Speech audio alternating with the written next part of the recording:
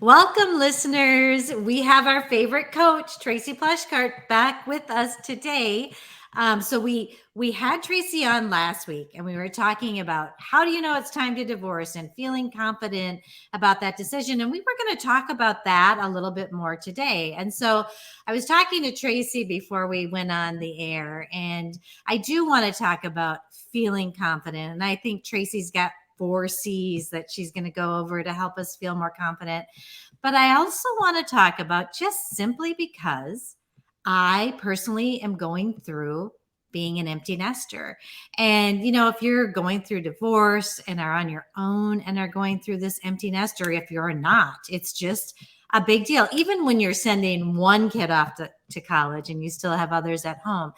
And I'm feeling a little bad about that. And I think that can tie into confidence a little bit. So that is what we're going to talk about today. So Tracy, welcome. Thank you for being here. You've changed my life. And, I just always want people to reach out to you at Self-Made You if they're looking to change their lives and to take control of their mind. And I need a little bit of that right now. So do you want to just start out by maybe giving us a little bit of those 4 C's on confidence, and then we can talk about the going back to school and how I can actually apply that in my life. Yeah. So confidence is not just something that you can flip the switch on. I think it's really important to understand that, because I think when people recognize a lack of confidence, then they start kind of beating themselves up for that. There's a lot of judging that goes on, why can't I just be confident? And I really want people to kind of embrace the fact that confidence is kind of a 4-step journey. It starts with courage.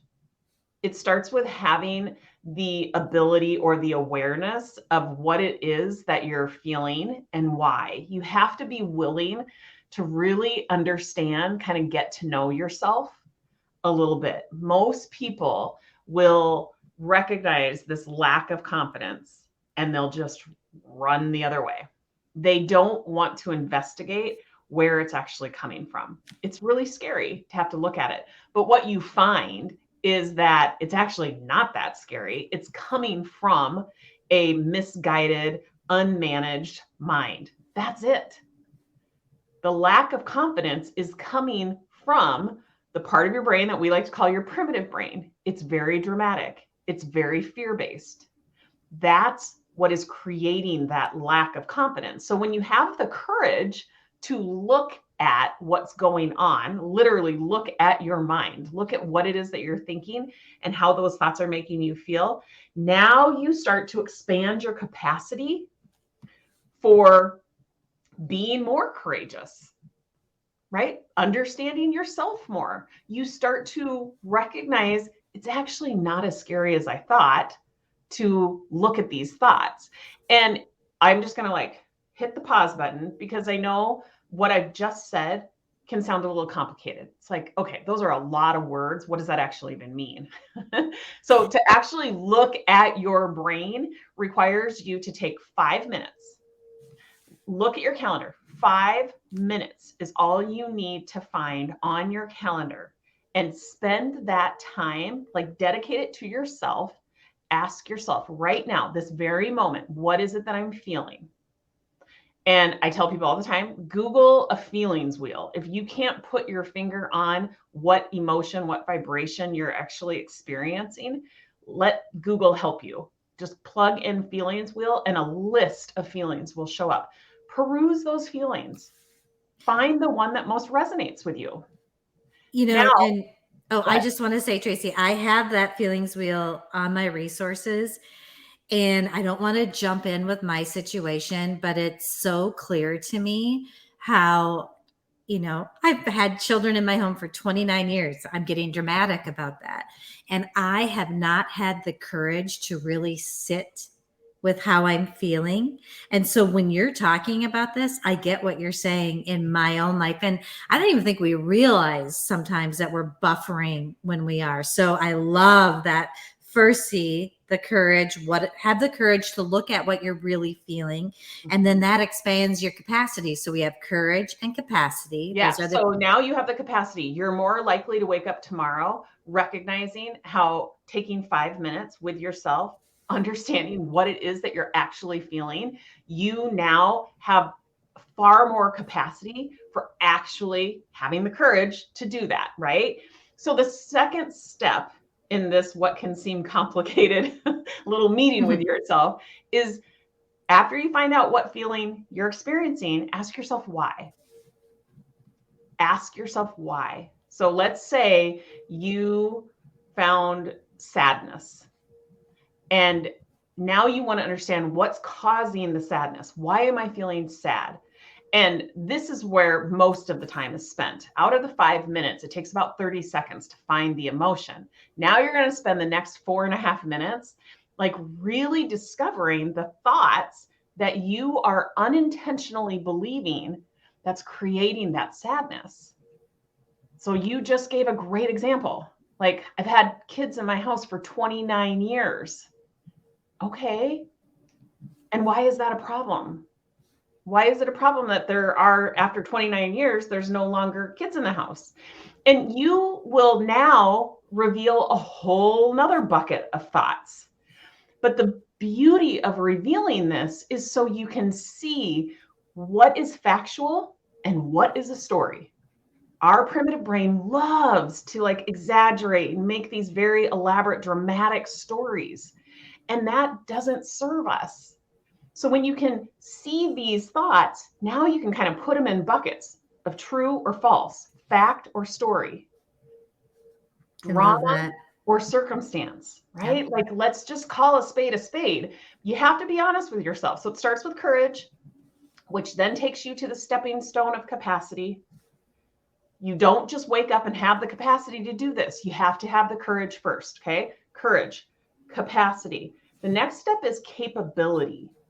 You start to recognize how capable you are of having courage, of sitting down and looking at your mind, of asking yourself these questions, of poking holes in the dramatic stories. You start to recognize how capable you are of managing your own mind. It's not complicated. It literally takes 10 minutes at the most. It takes a decision. It takes the courage to make the decision to even carve out the time to do it. But when you get there, now you recognize how capable you are. This isn't that scary. That's what leads to confidence. Because once you have that feeling of capable, you're more likely to show up with consistency. Consistency creates this sense of confidence, right? So do not fool yourself into believing that confidence is as easy as walking into a dark room and flipping on a switch. It's not. It takes those steps. And I really hope that we've clearly illustrated, like, okay, what do these steps look like? If for any reason that's not clear to you, like, reach out for some support. Right. It isn't complicated. But if you let your fear-based brain tell you otherwise, you'll never take the steps in the direction of where it is that you want to be. So, Lesa, how do you want to be feeling about being well, and I was going to say, I want to feel good about it. And I was going to say, can we kind of just take the 5 minutes and walk people through? And I have not really thought through this. So this is going to be kind of raw. Yeah. So, when you talk about the first step is to have courage to look at what I'm feeling. And I'm going to get real dramatic. I'm just going to tell you all the things. And then you help me, just like, if someone's doing this on their own. Start by telling me, what is the feeling? What's the emotion? What's the vibration that is running through your body? So it's actually very, very difficult for me to pinpoint. I think I feel kind of, maybe it's almost, I'm sad and I feel a little out of control because I love being a mom. Here's my drama. I am so passionate about being a mom. That's why I've had kids in my home for 29 years. It is my calling next to helping people find peaceful, solutions to their problems. Aside from mediating, being a mom is my calling. And this is changing, right? So now, and I've sent 2 off. I have 2 married. I have grandkids. So I've done this before, and it's always been hard for me. Mm-hmm. This might be a little bit harder because I'm not a mama for anyone in my house anymore, and that's going to change things. Mm-hmm. Okay. So why is that a problem? Let's get a little bit deeper. Oh, I feel like I'm going to miss her. Mm-hmm. I'm And going to why is miss that a problem? because that feels icky. Okay. All right. But see, you're starting to recognize, like, it takes courage to look at this. Right. I kind of don't want to look at it because I'm sad. Because it feels icky, right? Yeah. Nobody is going to say that feeling sad feels good and I want more of that.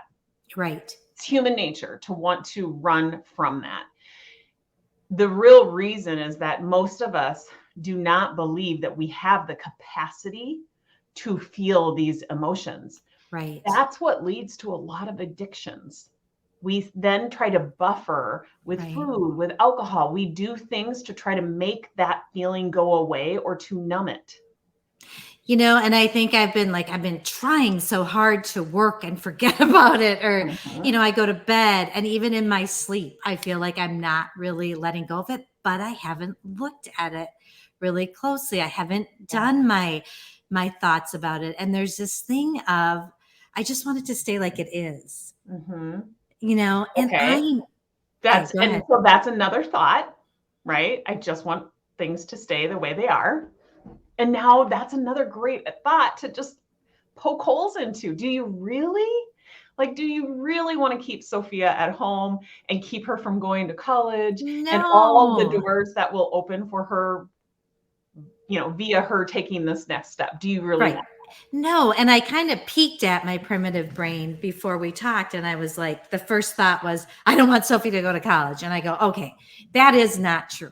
Of course I want her to go to college. Of course I want to have her experience all the wonderful things. And sometimes I don't know why I'm kind of sitting in that pain, because I know that I'm still a mom to my daughter and my son, who are even beyond college now. I'm still their mom. Yes, it's different. And in some ways it's better. And in some ways, I never took for granted. I always loved being a mom. I never took that for granted. But in some ways, I'm going to have time to do other things that I love, and I will get to travel somewhere to see Sophia. She's going far away. I don't know if I mentioned that. She's going further than any kid has gone, making that mean drama. I know I'm going to see her every month, and we're going there to stay for a month in the winter. So Tracy, I can see both sides of it. What's happening is, for some reason, I'm not letting myself focus on those good thoughts that much, because I feel like, no, don't go there. It's sad. And then I don't know. Yeah, I don't know what that's about. Okay, so here's what I think is happening, because I think you are doing a really good job. I mean, you are the epitome of what it means to be self-made. You do take a lot of responsibility for your unintentional and your intentional results, and God love you. You are such an advocate for helping people really manage their minds. So I consider you the epitome of what it means to be self-made. I think because you are a student of this work, when you start to feel unwanted feelings like sadness, I think you're judging that. I think you're judging the sadness, because I hear you like being able to distinguish between operating from your primitive brain and operating from your prodigy brain. And you're being able to easily distinguish between the dramatic thoughts and the, reality, the real truthful thoughts. But I think what's happening is you're judging the emotion that you're Mhm. having. Like, I shouldn't be feeling this way is You probably know, what it sounds like. and Tracy, it's really odd that judge is coming out on both sides. Well, some people aren't as sad as me, and then I would judge myself if I wasn't sad. Well, I have to be sad. I'm a great mom. Yeah. Why wouldn't I be sad? This is the most important thing in the world to me. Being a mom is the most important thing in the world to me. That is true. And so that's interesting. Yes, I am judging it. And I find that, and I think you talked about courage. I think I have to keep coming back to it. And so how do I remember? And maybe it's going to take writing down because I keep slipping back into the icky. Yeah. So how do I think becoming really aware of what sadness feels like. So doing more work on that. Like, this is what I'm feeling. It feels heavy. It feels burdensome. If you were to put a color to it, what color would it be? Blue, gray. Okay. Where are you feeling it most in your body? Right, kind of here. Okay. So my kind of heart. your heart, your upper chest area, kind of going into your throat. Is there a speed? Is it moving at all? Does it vibrate? Is it still? It's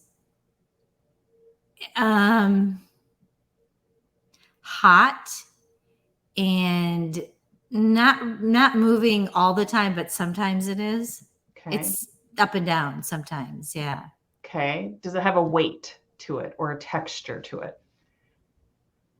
It's slippery, shiny and slippery, and Interesting. I'd say medium weight, not heavy, not light. Okay. Okay. So this is a great technique to get more familiar, to actually have the courage to really connect with that sadness. When you're connecting to it, it's going to be so much more familiar to you the next time it shows up. You're going to be able to go, oh, there it is. I recognize it so much quicker. That's just sadness. And I am highly capable of feeling sad. Nothing has gone wrong. We all are supposed to feel sad. That's what makes joy even like attainable. You can only feel joy because you've had the experience of feeling sadness. So it's supposed to be there. Right. When we start judging ourselves and pretending that we're not supposed to feel something, that's when we start creating results for ourselves that we don't want, because we either buffer, we do things that create net negative results, like overeating, overdrinking, overworking, right? Or we start to shame ourselves for feeling that way, or judging ourselves for feeling that way. When in reality, it's okay to feel sadness. Right. We're highly capable of feeling it without having to run away, without having to numb it. We can just sit with it. Doing something that you just did, as simple as asking yourself, where do I feel it? What would I call it? What's creating it? Where is it showing up? It gets a little meta, but this is exactly what it looks like to connect to it versus running away from it. There is not a problem whatsoever that you're feeling sad. I don't believe for 1 minute that you would want to feel any other way as your daughter leaves for college. Exactly. Well, and it's so interesting because I keep thinking about when I went through something really hard. It was before I met you, where my beloved horse passed away in my arms. And I carried that with me, that pain, for so long. And I had a friend say, well, why don't you write down what you're feeling? And I did that. And I can learn from that now, because writing that down, why I felt sad, it kind of allowed me to feel the sadness and the gratitude. Like, I felt the gratitude. And so maybe with Sophia, I'll be able to feel the sadness, just like when we go through grief.